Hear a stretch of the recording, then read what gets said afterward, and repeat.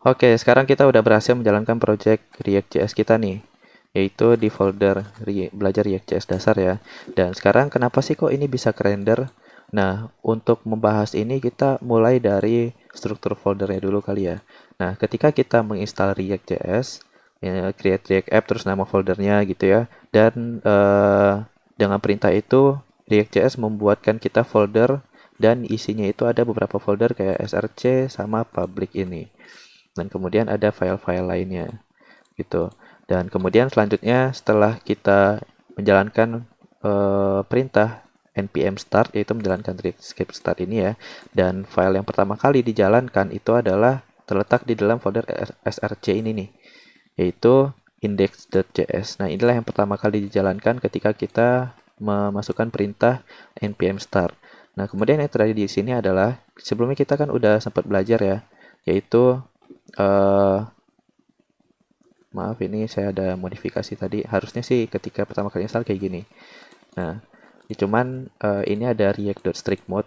Ini tuh nggak kita akan pelajari di video kali ini. Ini sebenarnya kalau di hapus juga nggak masalah. Kalau kita save, dia akan tetap berjalan normal gitu. Jadi kalau teman-teman ada React strict mode tadi, itu dihapus aja nggak apa-apa.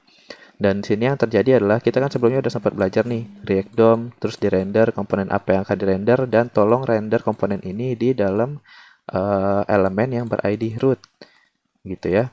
Dan kalau kita lihat ID root ini sebenarnya ada di mana? Itu adalah letaknya di dalam folder public dan kita buka index.html. Nah, disinilah semua JS kita itu akan di render di dalam sini nih.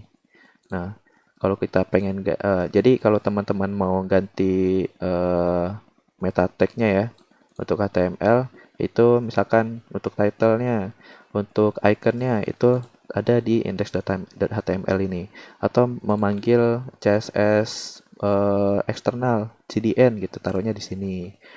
Hmm, Itu nanti kita pertama kali kita ubah dulu title-nya ya. Jadi Sky2 Academy, kalau kita save dia otomatis akan ke reload. Nah, gitu. Teman-teman silahkan coba diganti aja kalau teman-teman mau. Dan di sini selanjutnya di bagian src ini ada banyak banget file kan ya.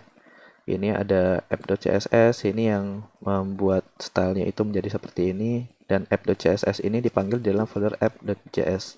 Nah, ini dia memanggil file ini. Kemudian ada app.js. Nah, inilah yang komponen yang dirender di dalam si index.js ini. Dia manggil file app, komponen app, dan di sini letak tampilannya gitu. Kalau kita lihat sini ada img, ini yang ini, terus ada tulisan edit.rc, save to reload, itu bagian sini. Nah, ini kalau kita ubah, hello world, nah dia otomatis akan berubah gitu.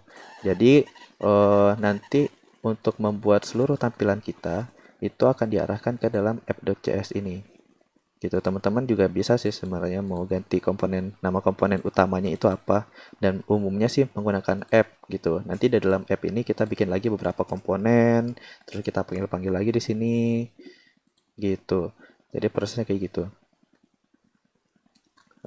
Kemudian ini ada app.test.js, ini sebenarnya untuk eh, apa namanya, unit testing ya. Tapi di sini kita nggak akan belajar ini dulu.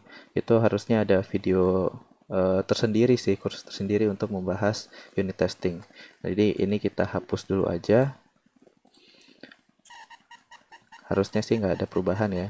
Kemudian index.js ini dipanggil di dalam index.js. Nah, memanggil ini. Dan juga logo.svg, ini logo ini ya, gambar. Dan report web vital ini sih sebenarnya untuk apa namanya, nggak sekarang nggak begitu dipelajarin sih. Nanti kita akan harusnya mengenai report web vitals ini itu akan kita bahas di video tersendiri nanti. Jadi ini kalau dihapus juga nggak apa-apa atau kalau bisa sih dibiarin dulu aja nggak apa-apa gitu. Ini juga untuk testing. Nah, kemudian untuk public ini sebenarnya aset-aset yang kita butuhkan gitu ya.